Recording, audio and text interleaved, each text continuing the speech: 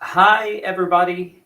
We are here for the first webinar of the 2022-2023 academic year of our Giammone module in European and International Environmental Law. With me, Riccardo Pavoni, the coordinator of the module, which is hosted until 2023.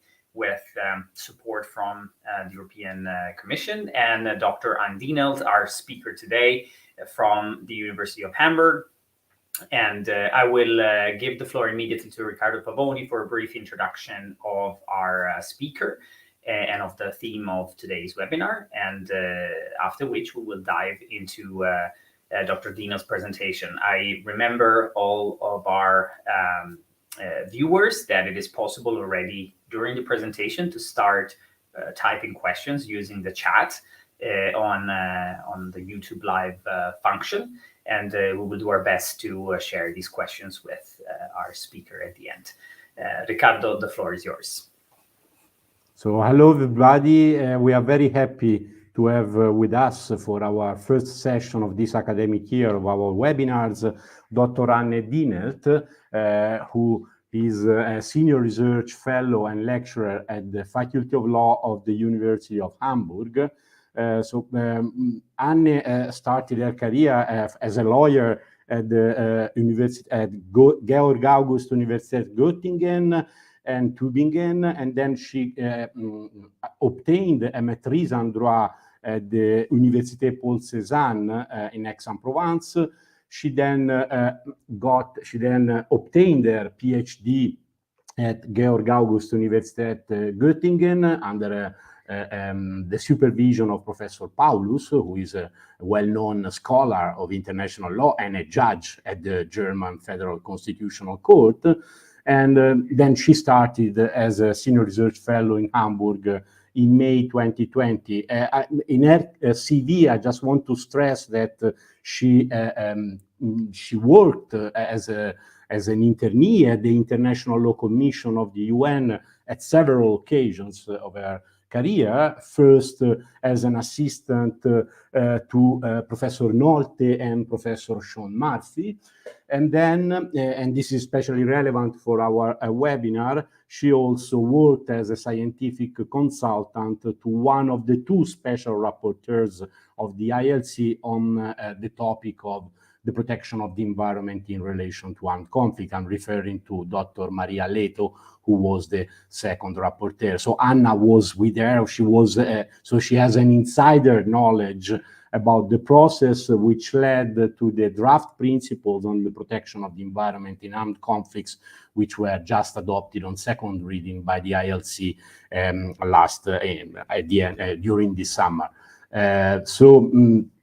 Her doctorate was precisely on this topic. The title was Armed Conflicts and the Environment, Complementing the Laws of Armed Conflict with International Environmental Law and Human Rights Law. And this is precisely the title of the book authored by Anne Dienelt, which is just been published by Springer a few weeks ago. So this is something that we are very happy about, because this is an occasion to discuss a newly released book in such a remarkable and topical issue of public international law. So I don't want to steal any other time from Anne. So Anne, the floor is yours. Welcome and thank you again. Thank you very much, Riccardo, and also thank you very much, Dario. It's a pleasure to be here. This is the first book talk that I'm giving on my monography, so it's an honor, and I'm very much looking forward to hearing what you think about it. So first of all, I will share my screen, and I hope that works. Hold on. Of course, it doesn't work right away. One moment.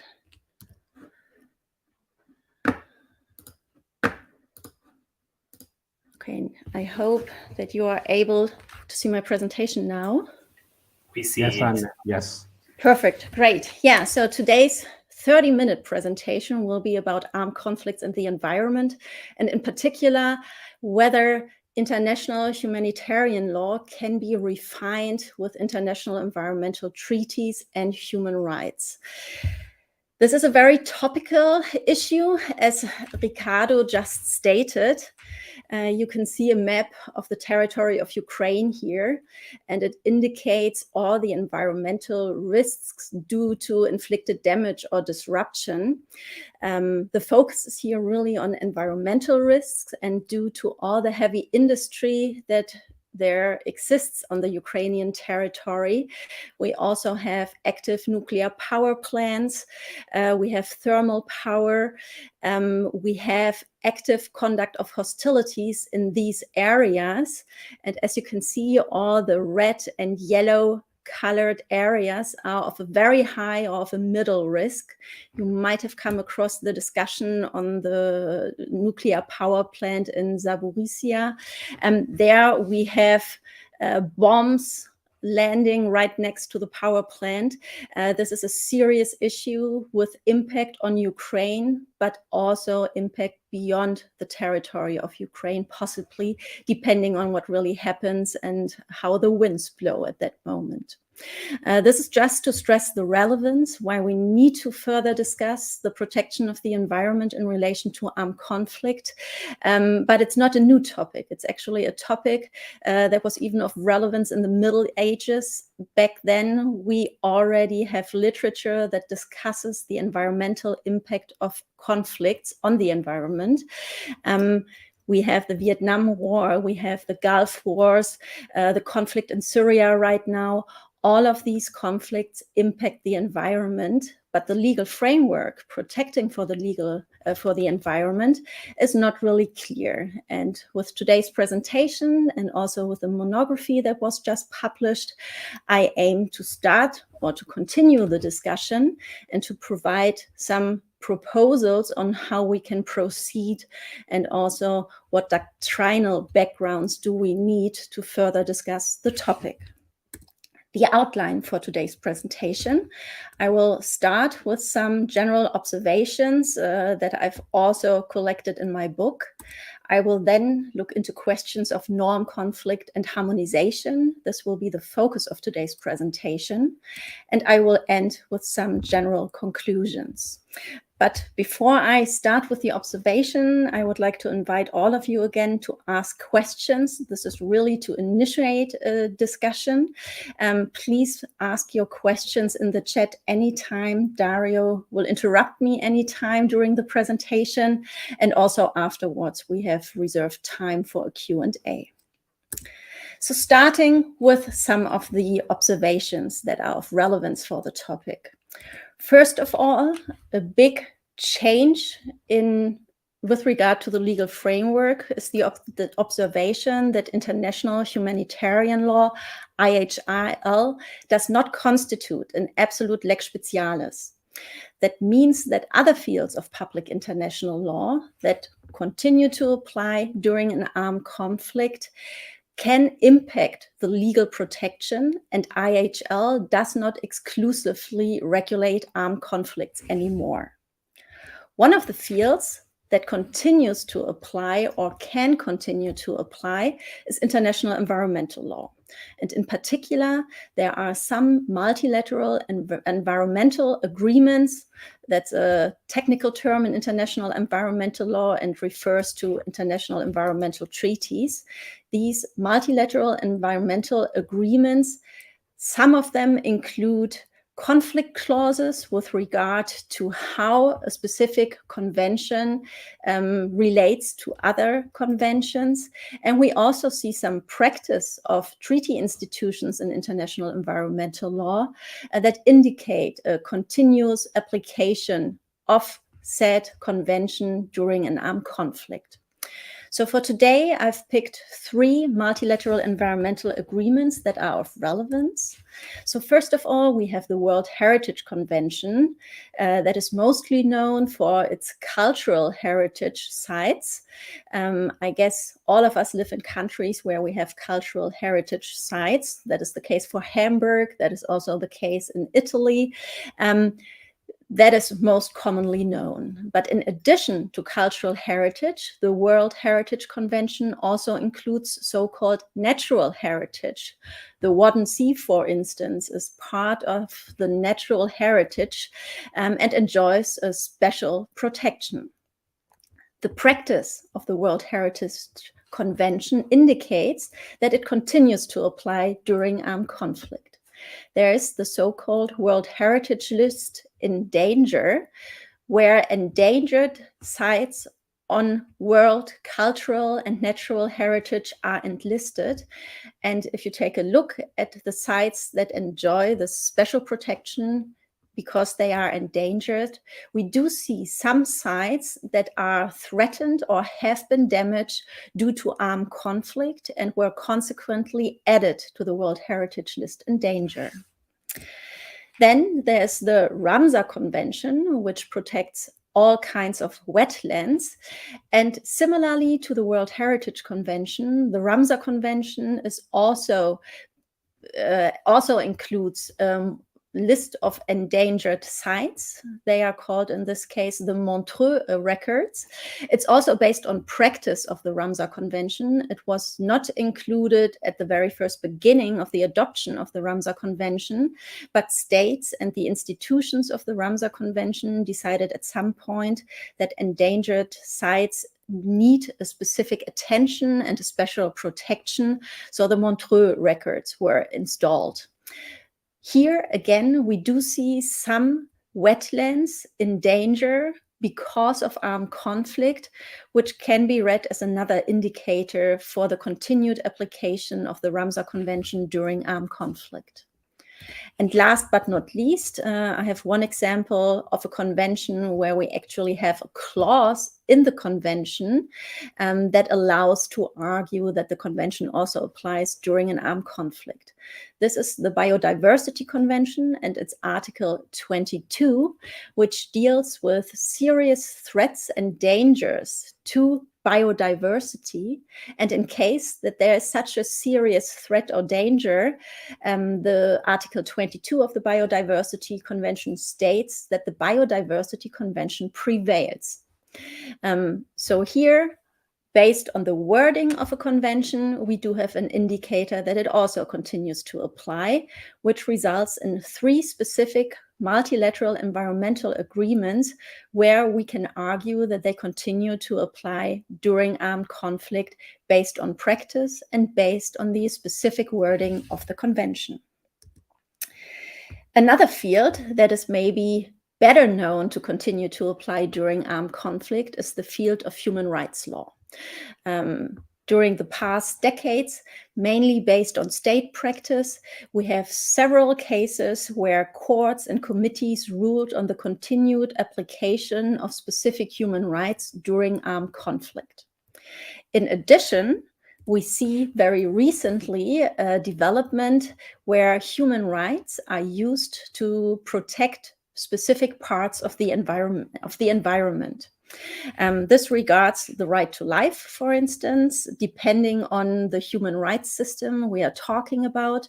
Most of you know we have regional and universal human rights system that contains specific and rather general human rights. The human right to life, for instance, is set in all systems to continue to apply and also exists in most of the civil human rights conventions. The right to water as well protects parts of the environment and is also said to continue to apply during armed conflict, and rights of indigenous peoples, depending on the region of your human rights protection, also cover elements of the environment and are said to continue during armed conflict. If we combine these 2 developments within human rights law, it will be interesting to see how human rights that protect for the environment or elements of the environment and continue to apply during an armed conflict can actually contribute to the enhancement of the protection of the environment during armed conflict.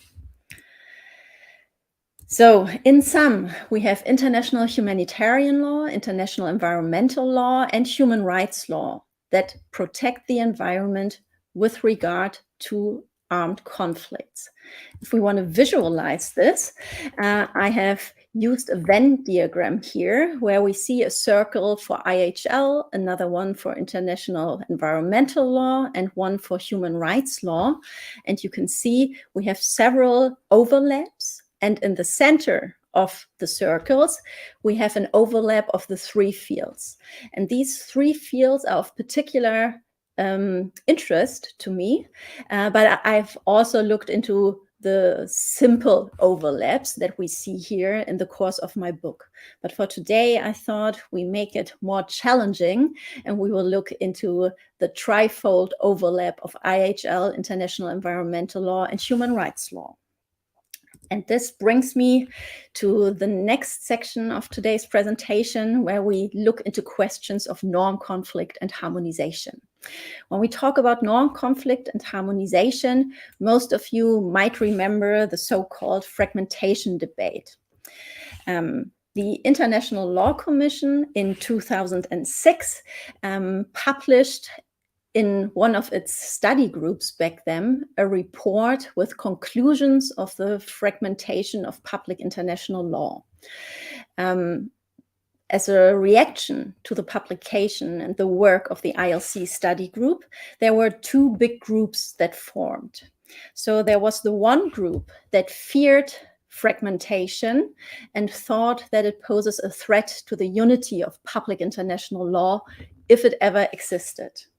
The other group, which developed a little bit later than the one that feared a risk to the unity of public international law, looked at fragmentation in terms of an opportunity to refine public international law. One of the scholars that really worked on this topic was Anne Peters from the Max Planck Institute in Heidelberg, and she published a very interesting publication on the refinement of public international law in light of a fragmented world. I tend to go with the second group, and I look at fragmentation, which we can observe in public international law, as an opportunity to refine international law.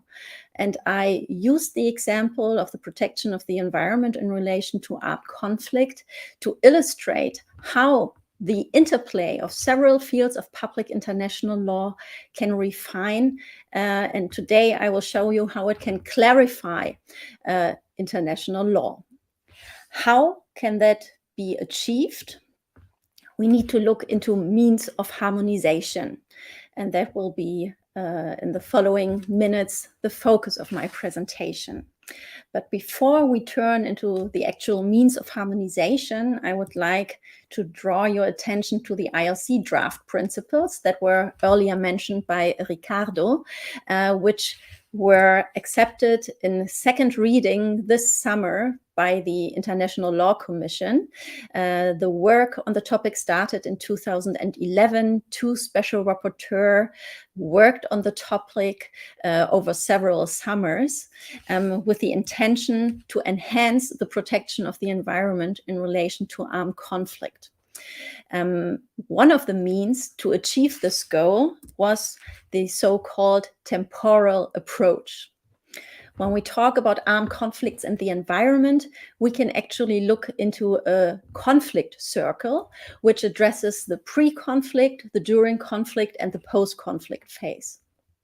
And this approach was rather innovative when it was taken up by Special Rapporteur Jacobson in the beginning, but it allowed the International Law Commission to address the topic based on several fields of public international law and not solely based on the laws of armed conflict or international humanitarian law. So in particular, the pre and the post-conflict phases, which you can still see in the draft principles as they were published this summer, deal mainly with obligations deriving from international environmental law and human rights law, while the during conflict phase, the hot phase of a conflict, is mainly based on the laws of armed conflict and IHL. The next step these draft principles will take will happen in October this year, when the sixth committee and the states that are represented there will hopefully adopt the draft principles, and then we will see what's going to happen with them and how they will be implemented. Coming back to norm conflicts and harmonization. I was already introducing that we will talk about means of harmonization in terms of the ILC study group. So in the report of the ILC study group, several means are highlighted. So first of all, lex specialis and lex posterior can be used to put several norms that might result in in a norm conflict into a relationship, either based on specialty or based on a timeline, depending on what information we have and depending on what kind of norms are possibly conflicting. Another means is norm hierarchies that the International Law Commission study group looked into, and they identified jus cogens as a possible hierarchy, and they also looked into Article 103 of the United Nations Charter that also gives us some hints on how different norms react or are placed vis-à-vis each other. Last but not least, the study group also highlighted the role of treaty interpretation based on the Vienna Convention on the Law of Treaties. And in particular, it looked into Article 31, paragraph 3, litera C, which includes the principle of systemic treaty interpretation, which was their main finding, I would actually say, that is still of relevance today, that has been discussed widely, a principle of systemic treaty interpretation. How can different fields of public international law interact with each other, and what is the doctrinal approach behind this kind of interaction? During my research, however, I discovered many limitations of all of these means that you can see here on the slide. So what are the limitations or challenges? So when we look into lex specialis and lex posterior, we need an identity of state parties with regard to the conflict, but also an identity of all state parties to conventions or treaties that are of relevance to this conflict. This is almost impossible. And even if this was not a problem, we have a vicious cycle that can be the result of a harmonization based on lex specialis and lex posterior, since the ranking that will be started based on lex specialis and lex posterior will not always result in a solution. And sometimes we have a vicious circle where we start at the very first beginning and we won't have a solution. Also, for instance, when we talk about lex specialis, it is very challenging, and I would say it's almost impossible to say what norm is lex specialis when we talk about armed conflicts and the environment. Is it EIEL, where we have specific rules that also protect for the environment? Or is it international environmental treaties, where we have treaties that contain conflict clauses that tell us that under specific circumstances, the Biodiversity Convention, for instance, prevails? Isn't this conflict clause even more specific than a general protection of the environment during armed conflict based on EIEL? I leave the answer to you, but I believe we need another approach. If we look into norm hierarchies with regard to our specific topic today, we don't have a hierarchy because most of the norms that protect for the environment in relation to armed conflict are on the same level. They don't represent jus cogens. They are not included in the United Nations Charter, so norm hierarchies will not be helpful in this particular case either. This leaves treaty interpretation as we know it based on the Vienna Convention on the Law of Treaties.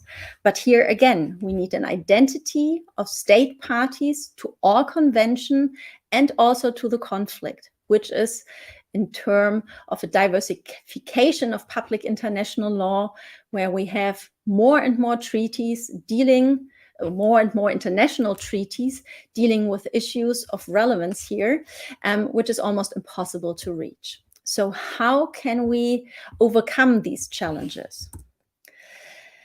So my idea was to look into specific norms and to try to categorize these norms. So I identified some norms that require a specific conduct. When we talk about protected zones, for instance, these zones require specific protection measures. When we talk about EIEL, we have norms that require for specific preventive measures during the conduct of hostilities as well. For these obligations, we do need an identity of state parties when we try to harmonize in terms of harmonization means as we know them. There are also other norms where we have unclear terminology that is hindering an application.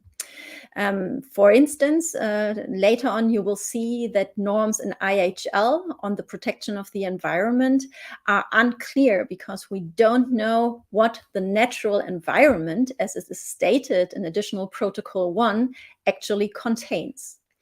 So for norms with unclear terminology, it is accepted in scholarship that we don't need an identity of state parties, but we need quasi-universal membership of all conventions or treaties concerned.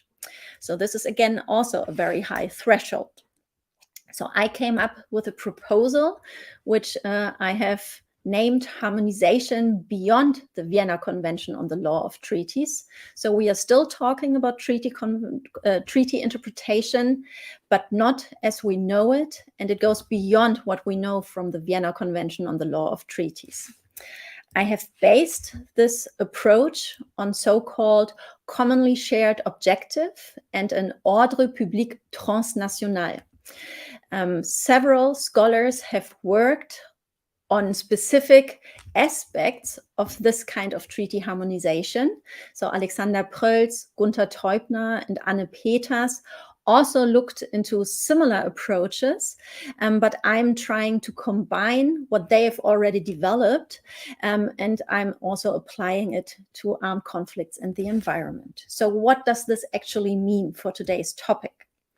So if we talk about harmonization beyond the Vienna Convention on the Law of Treaties in terms of Teubner's Ordre public transnational, I have published, or I've included a quote of his works.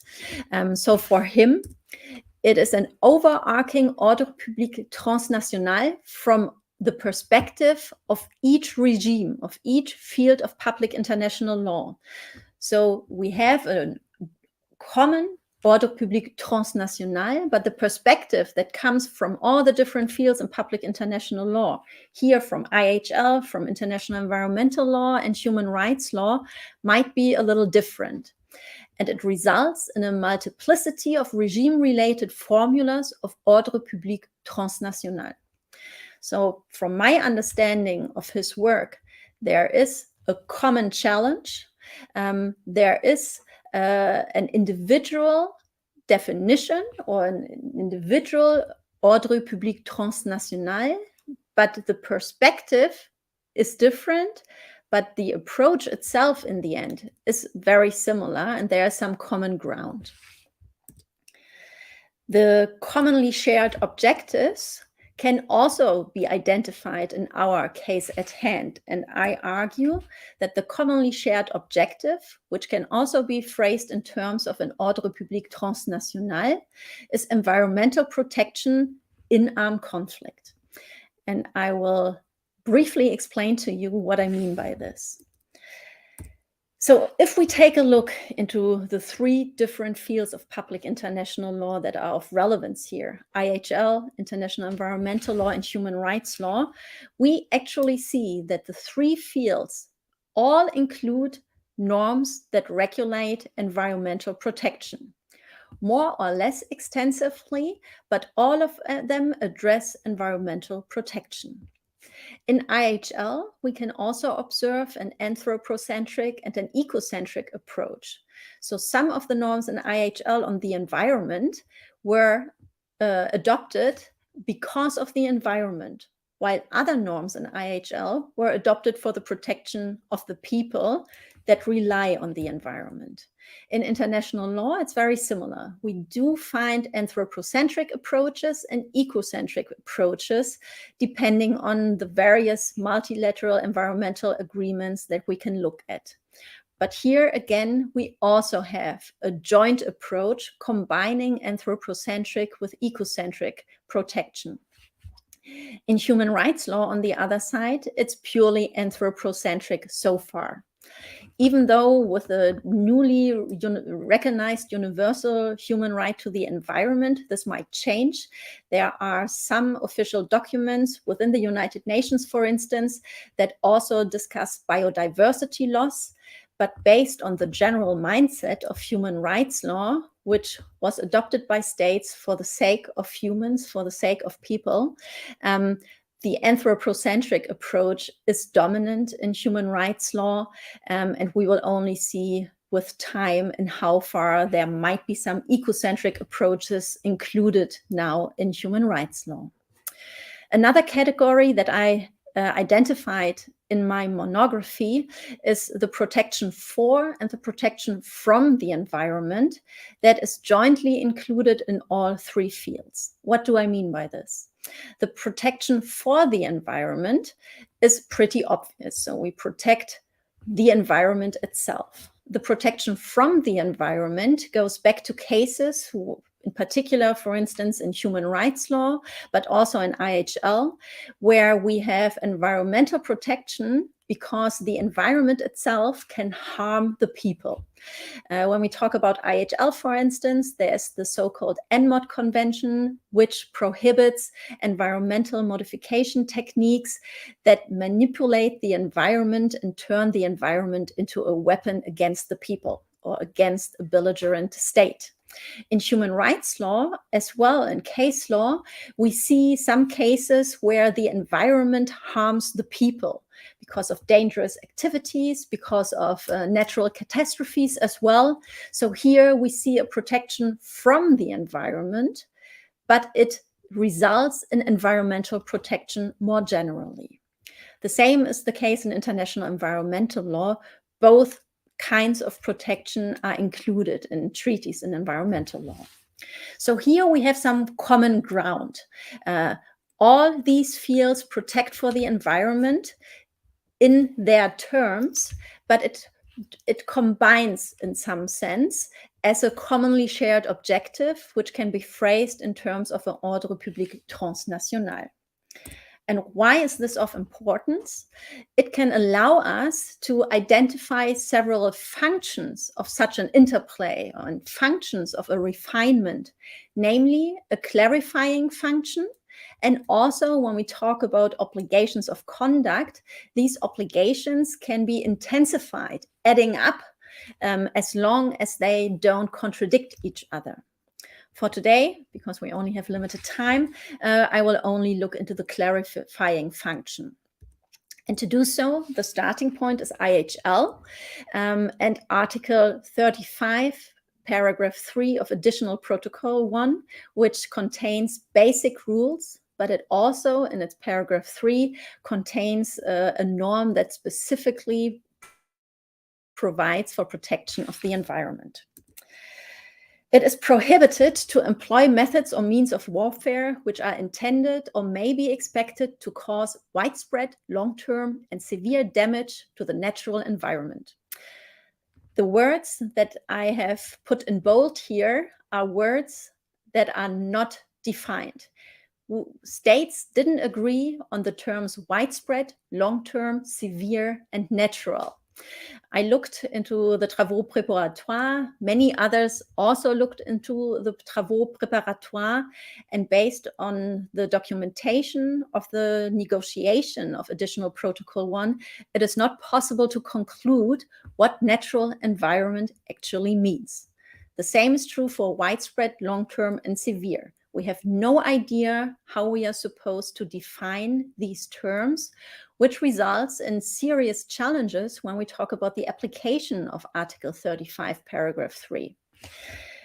So what does the interplay mean when we talk about a complementation or a refinement? So the starting point is Article 33 with the term natural environment. That is unclear. In summary, it is discussed whether human aspects are excluded by natural or whether they are contained therein.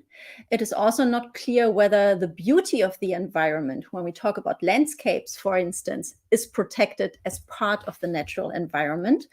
It can be destroyed during a conflict. And the question is whether it enjoys a special protection here. And another issue that is disputed is the usability function of the environment. When we talk about armed conflicts, is that contained within the phrase natural environment? Because the usability also relates to humans. So IHL, and here we have the Venn diagram again, doesn't really answer any of these questions. If we take a look into international environmental law, in international environmental law, we actually don't have a definition of environment. We have several treaties, many multilateral environmental agreements, but in none of them, environment as such is defined. These multilateral environmental agreements, however, all have a scope of application. And based on the scope of application, and here in particular, I'm looking into the World Heritage Convention, the Ramsar Convention, and the Convention on Biodiversity, we can actually draw some conclusions on what is protected as part of the environment. So human and natural aspects, for instance, are covered by the World Heritage Convention. It is actually divided into two parts. We have the natural environment and we have a human-made environment based on the perspective of the World Heritage Convention. The usability function of the environment is also included in these three multilateral environmental agreements, even though I would argue that in terms of international environmental law, the usability of the environment is rather an incentive to protect for the environment and doesn't really help when we talk about a definition of natural environment. If we continue our analysis and look into human rights law, and here I have to add a little disclaimer, since we are just at the starting point of the discussion of human rights and the environment, this is something that can be seen as something in perspective. I believe in the following years there will be many developments that might clarify, but we don't know yet whether this will be the case. But based on case law that we already have, which relies on the human right to property, for instance, in terms of the European regional human rights system, or the right to private and family life, the environment has a usability function that is protected. And more importantly, a human right to the environment, and I said before that biodiversity loss is discussed in that sense, might shed some light on how we can define natural environment as stated in Additional Protocol 1, if we complement and enhance the protection based on human rights law and international environmental law. So how do we answer to these three questions with regard to the natural environment? Human aspects are actually supported by a definition based on international environmental law and human rights law. The beauty of the environment is only addressed in the World Heritage Convention. All the other conventions in international environmental law that we looked into today that continue to apply during armed conflict do not contain any protection for the beauty of the environment. So I would argue that the beauty of the environment is not protected based on Article 35, paragraph 3. The usability function, however, can be found in the treaties that I just explained to you in international environmental law. And the usability function can also be seen in human rights law. Both of them continue to apply during armed conflict and can help us when we want to define the term natural environment. This leads me to my conclusions. The environment is protected by several fields of public international law, and we are just at the starting point of this discussion because we are only now realizing how intertwined today's environment of public international law actually is. This shows us the limitations with regard to treaty harmonization and treaty interpretation that we have originally developed. I believe it is time to rethink harmonization, and we need to find some approaches on how to address these limitations. One of these approaches could be commonly shared objectives and an ordre public transnational to address the challenges and to overcome the requirement of an identity of state parties. Let's think in terms of objectives. Why do specific norms protect for the environment and armed conflict? Is that something that combines several fields? And if so, how can the doctrinal approach be based on this commonly shared objective? But again, this is just the starting point, and I'm very much interested in hearing what you think about this idea. I started the presentation with a title which asks about the refinement option, and I hope that based on this presentation, you have realized, or you could follow my argument, that such a refinement, the refinement of EIEL based on international environmental law and human rights law, can be seen in terms of a clarifying function when we talk about undefined terminology, and something that you can follow up with in my monography or in another presentation that I will give shortly. There's also the so-called intensifying function that I have identified when we talk about obligations of conduct, where several obligations that require specific conduct can complement each other without contradicting each other. Thank you very much. I'm very much looking forward to your questions. And if you have any follow-up questions in the end, I have also included my email address here, and just email me in case you have questions. Thank you. Thank you very much, Anne. It is a it was a very interesting presentation, and for those of us who have had the opportunity already to go through your book, we will find, of course, the main themes there, but also a lot of starting point for reflection. So I really hope that the questions are coming. I don't see any question yet. I invite you once again to post questions in the YouTube chat, and I will show them on the screen. I want to give the floor first to Professor Riccardo Pavoni for some introductory questions, and remembering also that the topic of armed conflicts and environment is also something that is quite that is very much of interest to the European and International Environmental Law Jamon and module. There was a working paper published at the beginning of this year precisely on this topic as part of the activities of this module. So focusing precisely on let's say the heritage and the subsequent practice around Principle 24 of the Rio Declaration. So Riccardo, I'll give the floor to you to start the discussion, and once again, feel free to start asking questions in the chat. So very, very briefly, because I don't want to monopolize the rest of the times that we have.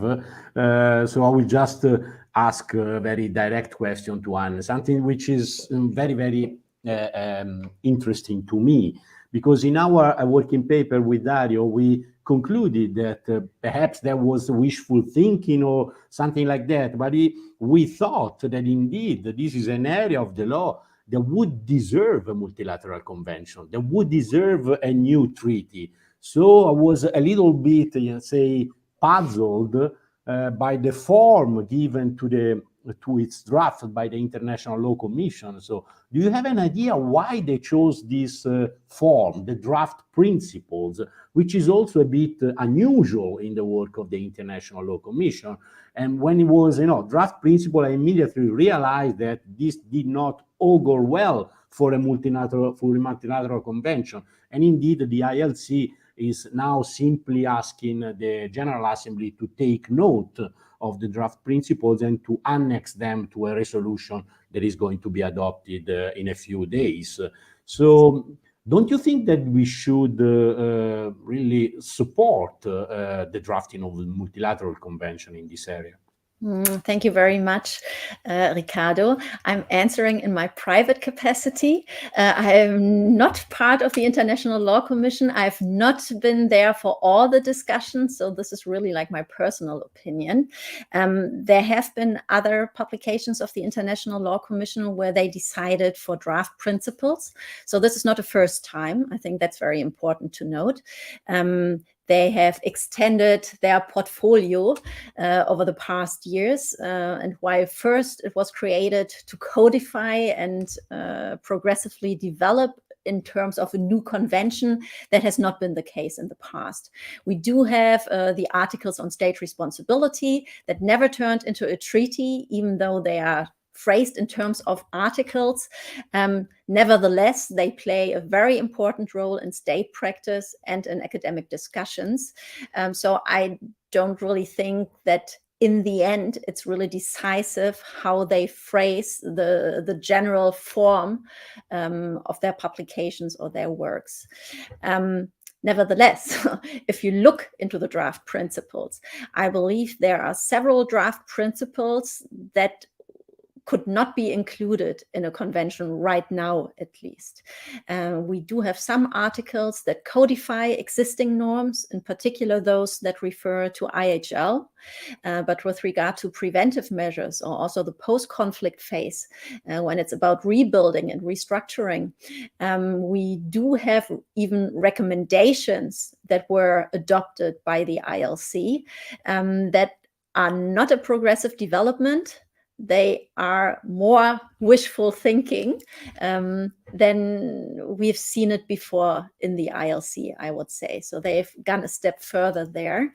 And if we take that into consideration, if we look into the general feeling in the international community right now, it doesn't seem like it's the moment right now to draft and adopt new conventions. If we do so, we risk that already that achievements are, that we will see some backlashes with regard to achievements that we have already had. So I actually think it's a very wise approach by the Commission to take the form of draft principles, to restate the law, to codify, or to also further develop the law. And even the recommendations that are included show that the Commission has thoroughly thought through, has done its job and its work, and came across some ideas that have been discussed in the community, but that require further thinking and further attention. And a convention would not be helpful here. And especially since so many different fields of public international law are of relevance here, combining that in one convention with sufficient states that adopt such a convention, I'm not so sure. And like having a convention in the end with a very limited number of state parties will not help either. Like the MMOD convention, for example. For instance, exactly. I mean, we as scholars, we like to refer to the MMOD convention, but when we look into the practice of the convention, it's not really of relevance in practice. Thank you very much, Anne. I don't see any question yet, so maybe I can jump in here with one of my own. Just as a note on the question asked by Ricardo and your answer, one would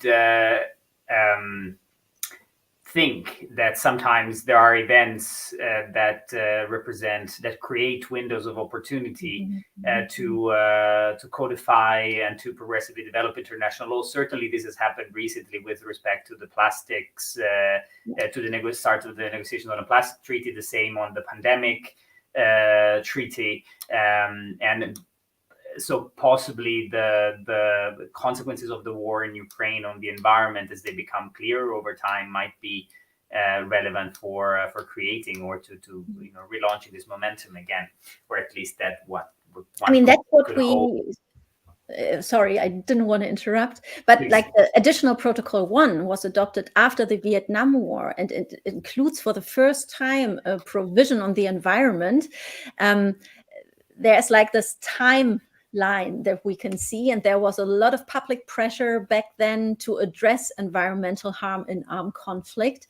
And there are many that argue that Article 35, paragraph 3 is a reaction to what we learned from the Vietnam conflict. So there's sometimes something good happening based on something really bad. Indeed. So my question was actually related to something else. I wanted to maybe ask for your reflections and your thoughts on the role and place of the whole debate on the ecocide definition into all of this, right? Because the way, of course, this is not, we're referring to another branch of international law, of course, but it's quite interesting to note that in the way that that definition is formulated, of course, it has a lot to do with armed conflicts. Actually, one of the criticism is that it is so narrow that a lot of its scope of application would end up being in the context of armed conflicts. So I just wanted maybe to have some thoughts for the audience from you on this. Yeah, so I believe it was last year when this initiative published its definition and also its analysis on the topic. So from my understanding, the entire discussion with regard to ecocide aims at something bigger than what we see when we talk about armed conflicts and the environment. Of course, it also deals with armed conflicts and the environment, but their intention is to take it away from armed conflict and to address environmental harm in general, which is also very topical when we look into the Nord Stream leaks right now. That could be something that, depending on a definition, but which does not rely on an armed conflict, could be addressed by a crime of ecocide. What we see so far with regards to international criminal law and the environment, we do have in the Rome Statute in Article, I believe it's Article 8, paragraph 2, litera, and there I'm not so sure, but we do have a paragraph on war crimes which relates to the environment, but it actually just restates the threshold of Article 35, paragraph 3.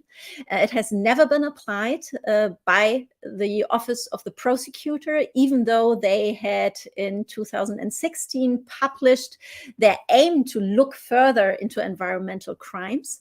But since the threshold itself is not defined, there has been no application.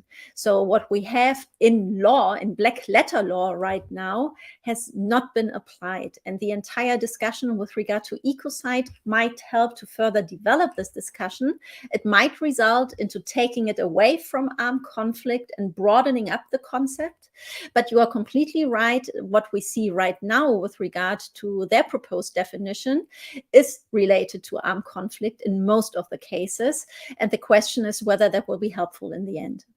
And I also have the impression that the discussion of ecocide is not that present anymore.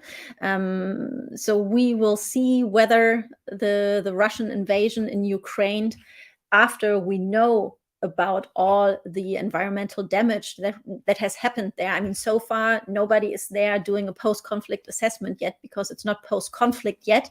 But like once we actually know what has happened to the environment in Ukraine, that might give a new push for the discussion of ecocide, but also for the discussion of what do we do with environmental harm in relation to armed conflict?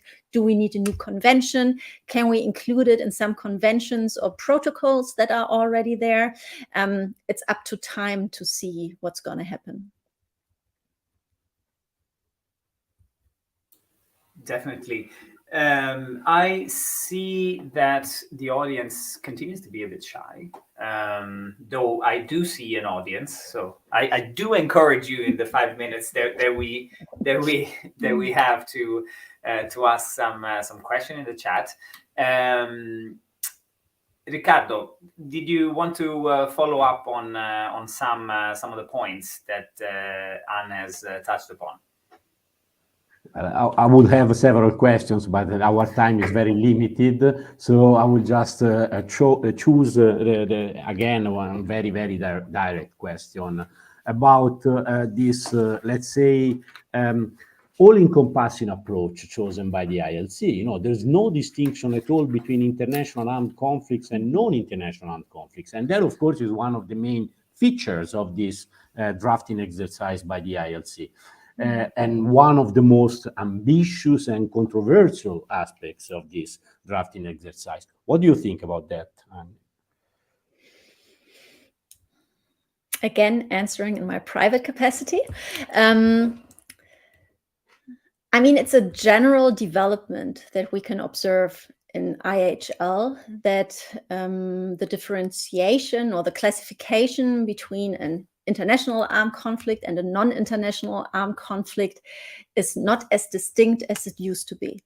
And I believe it started many, many years ago. So this is not even recent. And the ILC has used this opportunity because if we look into the laws governing non-international armed conflict, Article 3, or Common Article 3 of the Geneva Convention and Additional Protocol 2, we don't have any provisions addressing the environment specifically. So there's not much we can use for our analysis when we want to talk about the environment and armed conflicts. However, in the past decades, we had more non-international armed conflicts than international armed conflicts. And at some point during the presentation, I mentioned Syria and the burning oil wells that we saw in Syria. We saw them in one of the Gulf Wars in 1991 as well. So this has happened several times. There's an indirect protection from these consequences, of course, but it's more difficult to address the protection of the environment as a civilian object, even though it is very important that we do have this protection. And combining the protection of the environment in international armed conflicts and non-international armed conflicts, we do have scholarship that confirms this combination. We do have we do have the relevance of the topic, and I believe there are good reasons to combine it. We can actually question whether the conduct of hostilities in non-international armed conflicts and international armed conflict today is that different compared to like when the Geneva Conventions were first drafted.